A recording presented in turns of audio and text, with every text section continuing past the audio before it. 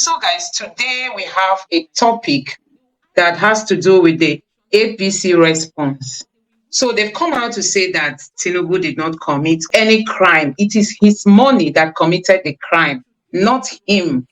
So honestly, for us in the obedient family, we found it to be, so funny for them to come out to say that Tinubu did not commit any crime.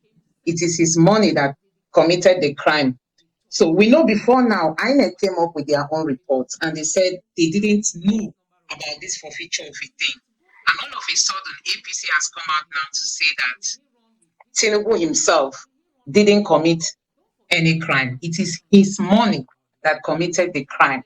So we all know what this means. Does it mean they are trying to look for a way to bring in any form of technicality? But I'm even wondering what kind of technicality can they really bring into such a matter? So at this point, I'm going to allow Dr. Etel to come in and take us through this recent development. Dr. Etel, please, over to you. Yeah, yeah. The earlier session we had today, we did mention that the transcript is not out yet, and it eventually came out. It's just a 12-page document, which is easy to read through.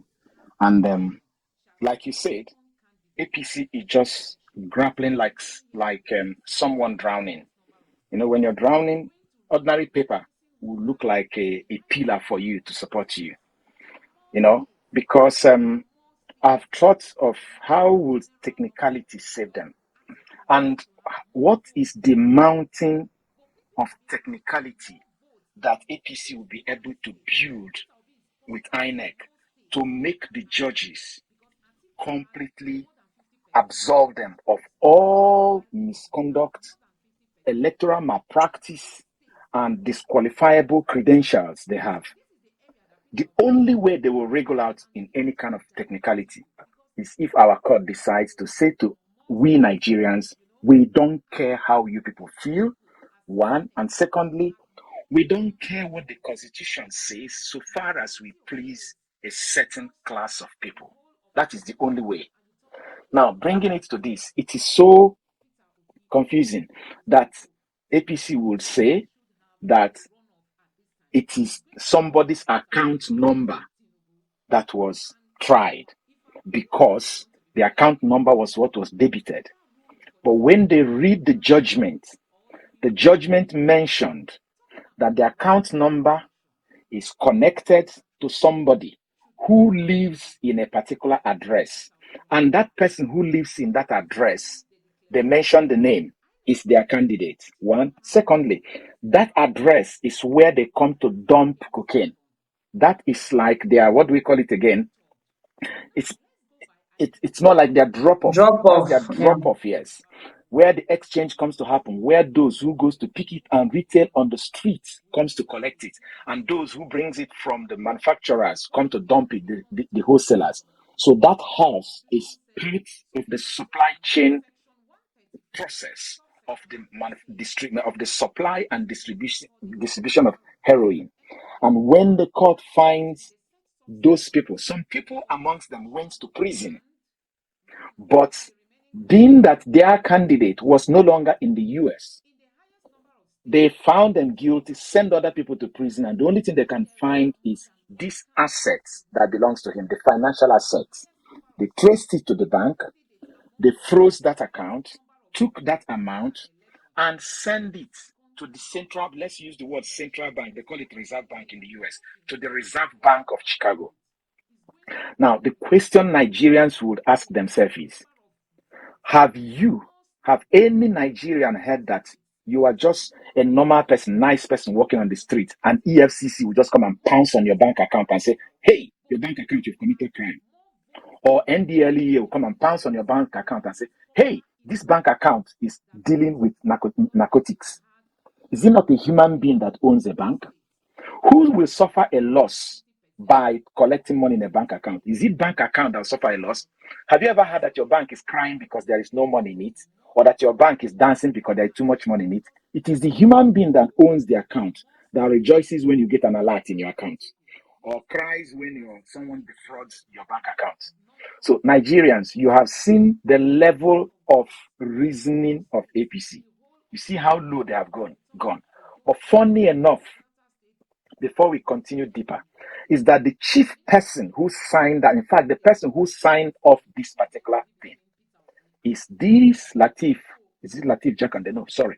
Latif Fagbemi, who is now nominated as a minister and who may eventually become, from the grapevine information we are getting, become the Attorney General and the Minister of Justice. So what he is going to do when he becomes the Attorney General and Minister of Justice is to turn our law upside down by saying that a human being can be different from his bank account, and that bank account can be tried by a court, and the human being is an innocent person walking on the street. Who even reason like this? Who even thinks like this? But that is what APC is making us to think. That is what APC presented to the appeal court and asked appeal court to use it to throw away every evidence that is associated with this forfeiture. Okay, no problem. Let us wait for their judgment and see how they will rule. We are waiting to see that technicalities that the appeal court will use to explain this whole thing away and agree with Latif, the de facto Attorney General. So that is just one of this thing they said. I don't know if you have some structured questions, or do I? Because I have my notes, some of the things I picked from that place. Yes, you can go ahead, but honestly, you made a very striking point because Fagbemi, who has been nominated to take up a ministerial post, I think he's the lead counsel for the APC, meaning that he's the one that, let me say, that concluded this report. And you can see what they are coming up with. That it's not Tinubu that committed the crime. It was his money that committed the crime. As I'm talking to you here, on the document is his stamp.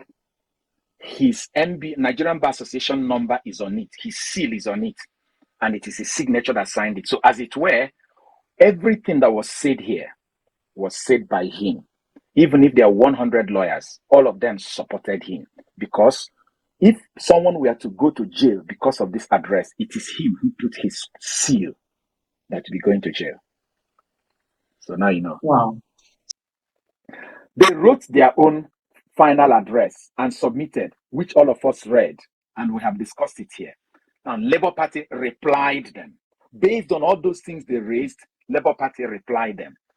According to the rule, they now have the opportunity, the respondents have the final opportunity to make their final argument in writing, which means after the hearing, INEC will submit 2 final address. Labour Party will submit 1. The first one they will submit, Labour Party will respond disproving it, and their final one. It is in this final document, which they submitted over the week, that it came late. The transcript has not come out of the court, but it will read out from Monday, because by the time they came, they did it after the close of work. So the court had not certified it, so that we start seeing the listing.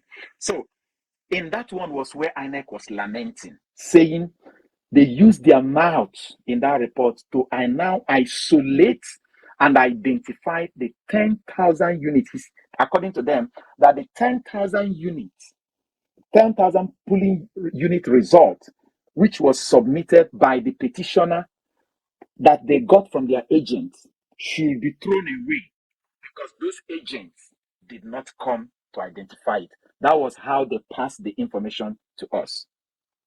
Now, that one is immaterial because definitely this new Electoral Act approved the admittance of documentary evidence instead of presenting petitioner's witness physically. It didn't say you can't present witness, but are they expecting the party to call 10,000 witnesses? Where do they have the time on those number of days? They gave them 3 weeks until 2 hours per day. And that 3 weeks is actually just 15 days, as it were. So the law covered them, and the Supreme Court had actually ruled in the matter of election petition that substantial non-compliance does not necessarily mean that you have to gather witnesses from all elections. That you could concentrate in one area, provided you can prove your case that that thing happened every other place. You know, just like what we do sampling out of a population, if you remember our elementary statistics. Good. So that was how the information came out. But now let's begin to see the effect.